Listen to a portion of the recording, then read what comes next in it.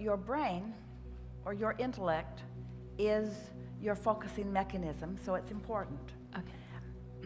But if you will, rather than trying to solve a problem which keeps the problem active, if you'll look for a solution, and it takes a little bit of feeling to realize that the vibrational properties of the problem and the solution are very different. And sometimes when you think you're actually thinking about a solution, you're not. You're railing against the problem. Mm-hmm. So it's about first sorting that out. You want to be solution-oriented. And in fact, that's a good thing for everyone to intend. And it's easy to do. It comes up several times in every day. Rather than feeling the need to identify the problem, to articulate the problem, to catalog the problem, and you said to even figure out how the problem got there. Yes. Because that's all not helping. Problem-oriented. That's all resistance-inducing. That's all slowing it down. That's all muddying the waters. That's all obscuring the path. That's all confusing the intellect.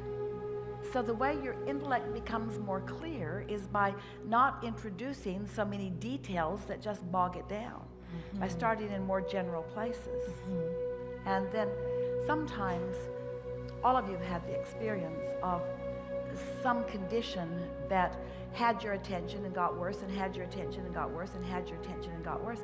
Then you got distracted.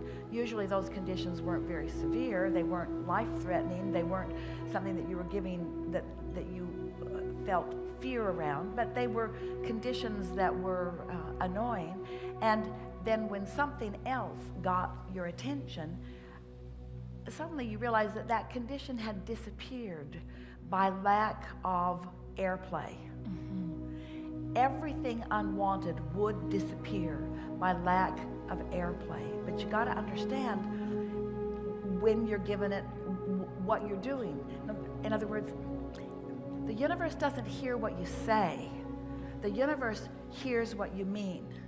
So it doesn't matter if you put a fake smile on your face and use words that sound better to those who are listening in. It's what you mean that the universe is responding to.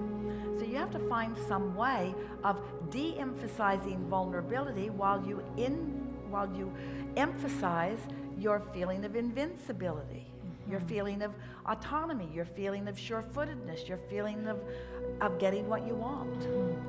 So we can shout at you all day, every day, and we do, and we like doing it. You can have anything you want. You can be or do or have anything you want. You create your own reality. But then we have to add the words, but you got to figure out how you're doing that. You got to start noticing what you've been thinking and feeling and what's coming, and then if what's coming doesn't please you, then you got to start thinking and feeling different.